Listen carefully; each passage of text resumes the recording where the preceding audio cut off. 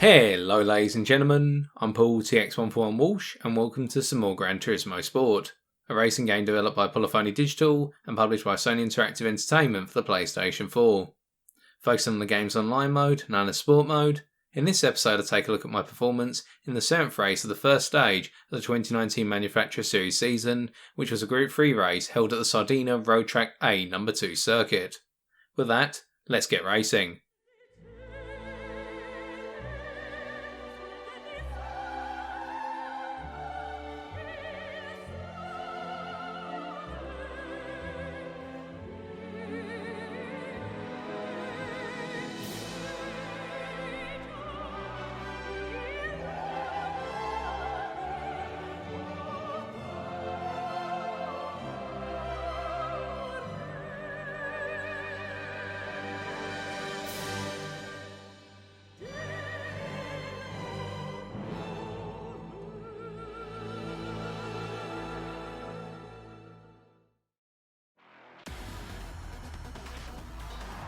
Taking a look at the grid then, you'll see that I put it on pole with a 142.0. My story for qualifying was a frustrating one however, in that I gave myself the opportunity to do a banker lap plus 2 fast laps, but in the end my banker lap and initial fast lap were both aborted due to the fact I came up behind slower cars, most likely on warm up laps or cool down laps in the tightest section of the track where the road narrowed significantly between turns 2 and 7, where it was very difficult to overtake someone on the racing line, and whilst the blue flags were waving for these individuals, they just didn't get off of the racing line, and it meant that I had to abort those laps and put everything into the final fast lap. Now my target time was a 141.4, but I decided to go for a safer target of in the region of a 142.0, and I managed to hit that square on the nail, and what that meant was it was good enough for first place, and the shocking thing was by it being 8 tenths faster than anyone else, I actually thought I had a significant 1 lap pace advantage over the rest of the field for this race. Now how that would translate into my strategy was a bit of an unknown, because out of the 2 options available, either the 1 stop or the no stop, I would be going for the no stop, which beat me last time out. Now I had to save fuel to the point that I would only be using 12.5% per lap over the 8 lap race distance. Tyre wise, everybody by looks of things went for the racing medium, perhaps a couple of people went for the racing hard further down the field, but those were the 2 tyres available and I felt very comfortable on the racing mediums to do the no stop strategy, and you'll see that the wear on them is actually going to be quite low because we're not pushing the tyres too hard, whereas on the 1 stop the tyres would be severely worn even after 4 laps. We're coming to the end of the grid then, 17 drivers here, all of us being B driver rating. And as we're about to get underway, you'll see immediately I'm switching the car down to fuel mode 6, the leanest possible setting, because with the rolling start procedure I want to save fuel even during that point, because the cars can't go any faster than one another at this point, so we may as well save fuel.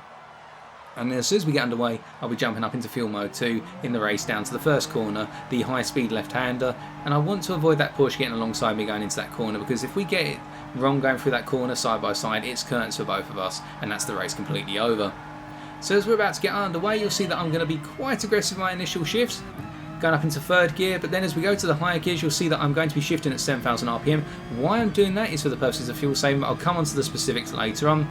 And we get through turn 1 safely here. The Porsche backs off a little bit and that actually cost them some speed going up into turn 2, the right hander here. As we brake at the 100 board, we get through here cleanly, but watch behind and you'll see that the Subaru goes for a move up the inside going through the corner and they make it stick, taking up into 2nd place and demoting the Porsche down to 3rd for the time being.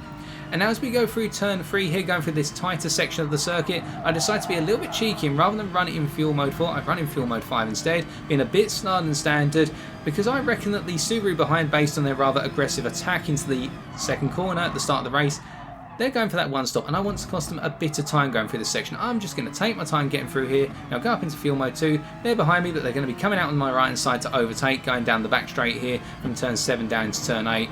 I'm going to tuck in behind the Subaru and switch up to fuel mode 4 here, use their slipstream to pull me along, doing a bit of additional fuel saving rather than using fuel mode 2, all working to my advantage, and that's some additional fuel I can perhaps use later to my advantage. But I have to wait and see. Going through turn 9 here, I'm not going to switch up to fuel mode 2 yet because I'm still in the slipstream of the Subaru, who went a little bit deep into the corner and had to back off in terms of speed.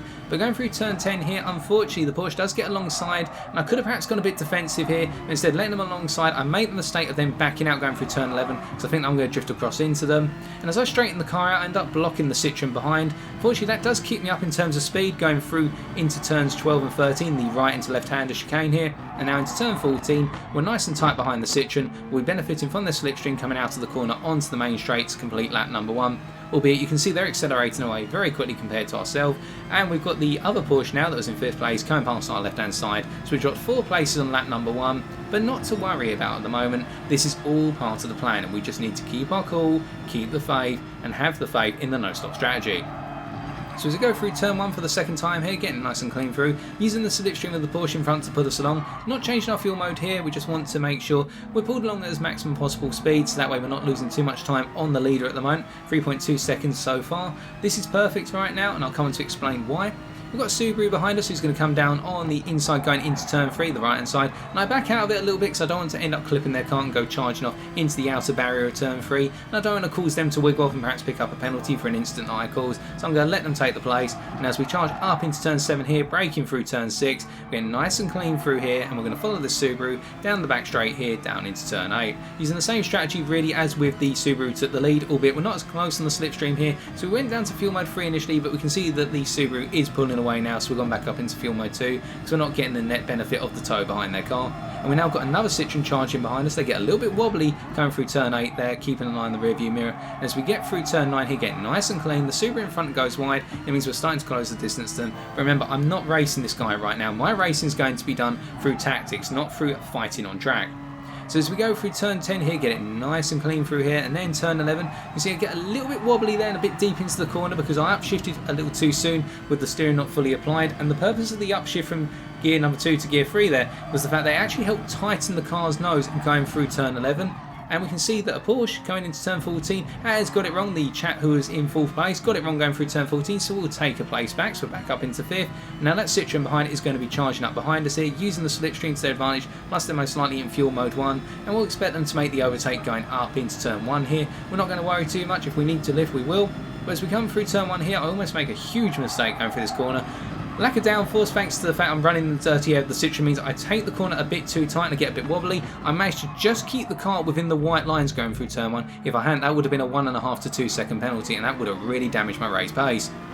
The Citroen did try to block us there going into turn 2, but gave us space on the outside as is expected of them. Well done to them for holding a very tight situation nicely. Gave us just enough space to run down the outside them as we went through turn 2, and now they're starting to pull away, charging off after the leaders. Meanwhile, we've got a Hyundai behind. We're just going to make sure we're not going to fight them too much, but if we can hold them up and take away a little bit of their pace, that'd be even greater. Now coming down the back straight here for the third time, you're going to see that I'm trying to hold on to the slipstream of the Citroen in front, but they're pulling away. So instead, fuel mode 2, upshifting at 7,000 RPM, and here I make a bit of a mistake, which was a major one at the time I thought. In that I go a little bit too over to the right hand side, I end up grazing the barrier, and because it's an angled barrier, it meant I lost control of the rear of the car. I actually get out of the way, the Nissan GTI was coming charging through. I made sure to get out of the way just in time as they clumped the barrier, and unfortunately I bump into the back of them. That cost me speed, and the Porsche behind bumps into the back of me. Apologies for that, Mr. or Mrs. Porsche. Entirely my fault. Let's move on with the race. Get a little bit deep going through turn 10 here, but not too deep. And because I clipped that barrier, I ended up going into the wall on the left hand side, going through turn 8 into 9. Fortunately, however, it didn't cost me too much time, but I was starting to think at this point, oh god, I've blown it, because the guys up ahead in first, and they're now 12 seconds ahead of me. Now, do keep in mind that I haven't blown it here, because of the fact that I'm 8 tenths, well, I was 8 tenths faster in qualifying, so it means I did have a good amount of lap pace advantage, which I wasn't thinking about at the time. And also, let's now start to talk about some of the statistics. I expected for the no stop to be faster by on average 3 seconds compared to the one stop, that my lap target time for the no stop would be a 1:45.5. Meanwhile, for the one stop strategy, I'd be doing laps in the region of a 1:42.0 on a consistent basis. The guys in front have not shown signs of doing 1:42.0s, instead the fastest time so far has been a 1:42.5.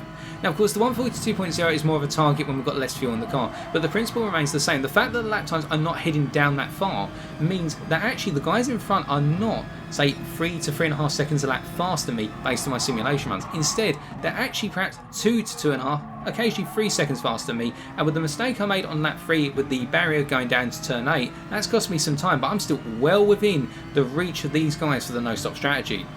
Right now, if we're basing it on the simulation run, I should be, so by the end of lap 4, 3.5 times 4, that ends up being 14 seconds. I should be 14 seconds behind these guys for the no-stop to work. And so far, only being 13 seconds behind them, this is perfect. So keeping that in mind, I didn't think about it at the time, and I'll tell you when that revelation started to come back to my mind, because at the point in time racing right now, I was panicking a little bit, and you'll see that I'm actually muddling up my fuel map a little bit. We're using fuel map 3 to follow the Porsche here through turn 11, saving a bit of fuel when I would have been in fuel map 2. And as we come charging along here, I'm staying in fuel mode 3 and now dropping down to 4 as we go past the curb. That was my trigger point, if not a little bit sooner. And we're using this slipstream to our advantage as the guys are coming into the pits, and they come into the pits, the leaders, 13 seconds ahead of me.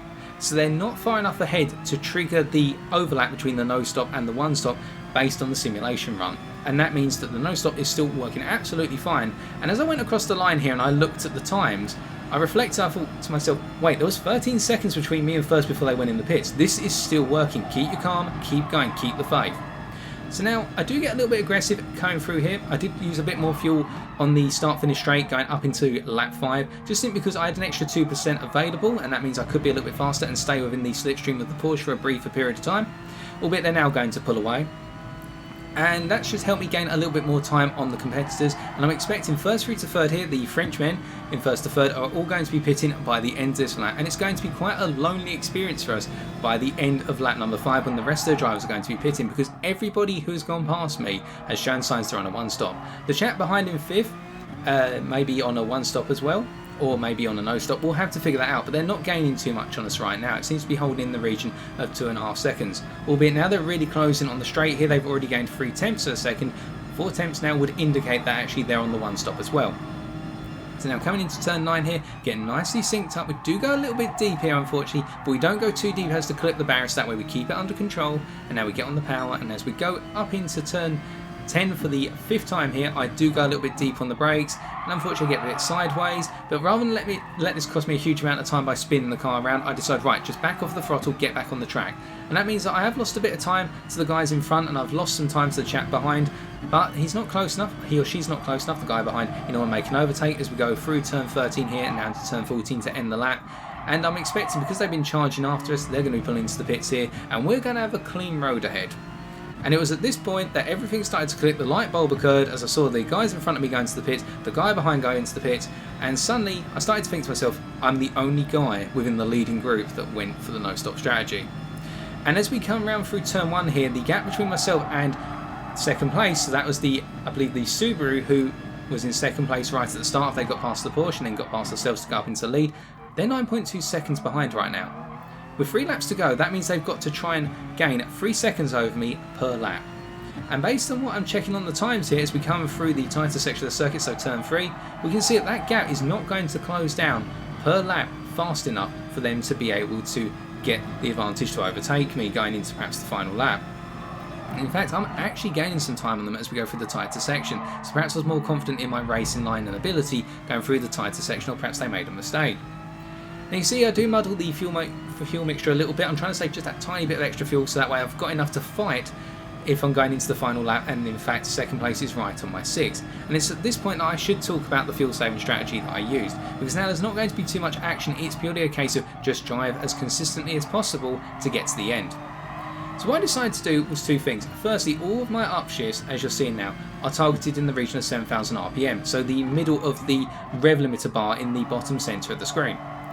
The target behind that was, when I checked the torque curve of the Group 3 NSX, it wasn't like the Group 4 NSX where the Group 4 NSX had a flat line of power in terms of engine power between 6,500 and 7,500 RPM, but instead it continually increased from 0 all the way up to 7,500 RPM in the Group 3 NSX, and then it started to drop away.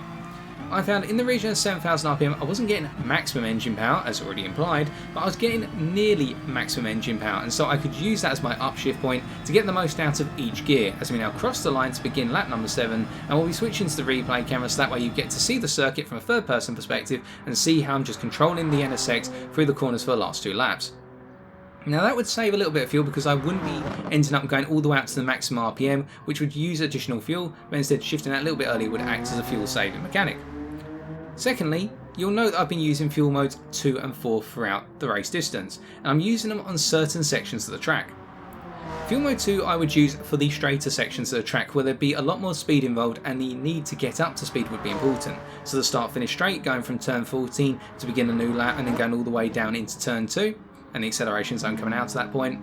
And on top of that, coming out to turn 7 in the acceleration zone all the way through to the end of turn 11, and then I'd be using fuel mode 4 for the rest of the circuit. So between turns 2 and 7 where it's tighter, so it's very difficult to overtake and I can be slow as I want through there if I've got somebody directly behind me. And on top of that, a reasonably slow section, albeit with a bit of an acceleration zone after turn 11, so between turns 11 and 14. That's where I'd be using fuel mode 4 as well. And by using this mixture of modes in those sections, I found I was using in the region of 12 to 12.5% fuel per lap. If I could keep getting it down to 12% of fuel, that would mean that on the final lap, so 7 times half a percentage, 3.5%, I would have 3.5% additional fuel to use on the final lap, and that's where I could kick the car up into fuel mode 1 and rev the car out to 7,500 RPM, not 8,000 RPM because of the drop off in power as mentioned previously, but get a bit more power on the straight, particularly the final straight if I had someone right on my back coming out to turn 14 and to complete the race. So that was the target, and I practiced it a good number of times throughout the days leading up to the race, and I felt very comfortable with the fuel saving strategy. And with clean space around me, I haven't got that much pressure from the Subaru behind, who at the moment is in the region of about 5 seconds off of me. And the fact that I've got clear space up in front, I've got nobody to chase after, I can control my own destiny here, in that I can choose, pardon me, when I'm going to upshift, when I'm going to go for my braking points. I just need to know everything as standard. I don't have to fight. I don't have to worry about attacking or defending right now. Because whilst the Subaru is gradually getting larger and larger in my rearview mirror, they're too far back to pick up a distant tow right now. So we've just got to keep it clean. We've just got to keep it consistent as we deliver the lap time. And coming through the circuit, I must say that this is a wonderful circuit. I really enjoyed the B2 circuit, but the A2 circuit just tops it for me.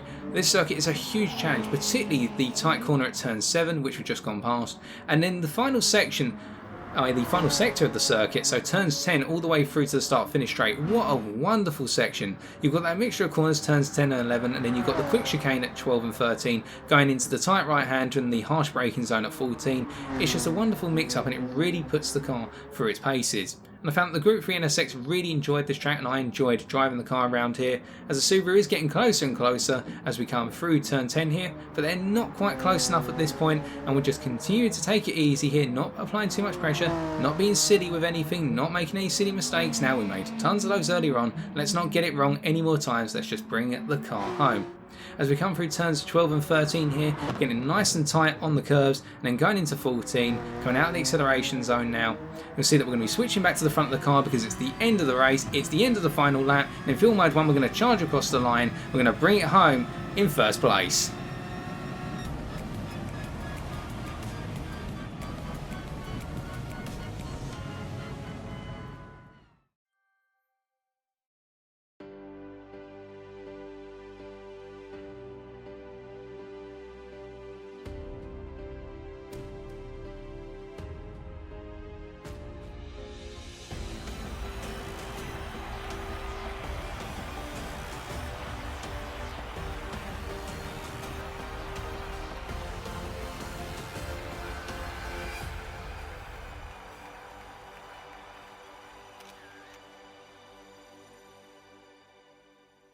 Having had additional time to reflect, I will admit I am happy that I won the race using a no-stop strategy, but I have to give a significant amount of credit to my natural lap pace compared to the rest of the field here, as I feel that was enough to offset the mistakes I made, particularly the incident on lap 3 where I clipped the barrier going into turn 8 and that cost me a significant amount of time.